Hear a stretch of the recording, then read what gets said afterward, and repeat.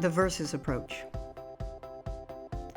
This means that historically, from the beginning of the conversation about different teaching approaches, pedagogical ideas have been in competition with each other. And no matter how good the idea, there was always another idea poised, ready to replace it. Think of Socrates and his sentence to drink hemlock for corrupting the youth by asking his students philosophical questions. Muska observed that although these various teaching approaches were worthwhile and legitimate, none were complete in addressing the multiple needs and skills necessary for successful acquisition of content. And none were complete in developing the wide range of human attributes. The versus approach, pitting one idea against another, limited and rejected educational possibilities, and discarded worthwhile pedagogical contributions. The idiosyncratic approach. Muska observed that teachers interpreted ideas about teaching from an idiosyncratic perspective, meaning each teacher relied on his or her personal interpretations and biases when implementing different educational ideas. The problem with this approach is that one's idiosyncrasies represents only a portion of what teaching can be, and they do not represent a consistent set of foundational or unifying principles. The inconsistent use of terminology.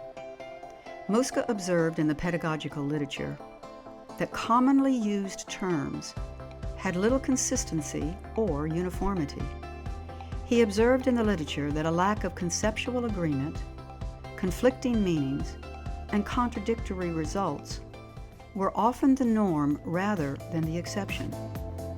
Without professional consistency in terminology, reliable communication, accurate implementation, and assessment of ideas are difficult, if not impossible.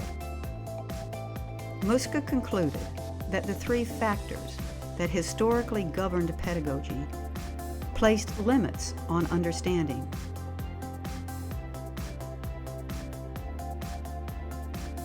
Emphasized competition among ideas and theories. Caused variability in meaning and created confusion and misinterpretation. These professional disadvantages led Muska to search for an opposite perspective. 1. A non-versus approach to teaching that embraced diverse and seemingly opposing ideas. 2. A unifying theory that embraced a body of knowledge that went beyond the limits of one's idiosyncratic preferences and behaviors. And 3. A systemic approach that adhered to a common language with consistent terminology and specific meanings. He realized that by modifying the historical perspective of the three factors, it would establish a new systemic framework that united ideas. His modified perspective led to the identification of the spectrum's three foundational factors. These modified factors served as the bedrock and the philosophical pillars that led to the unifying theory of the spectrum. The spectrum offers a unifying and universal framework that delineates landmark teaching and learning options and identifies the principles that are intrinsic to all teaching and learning events.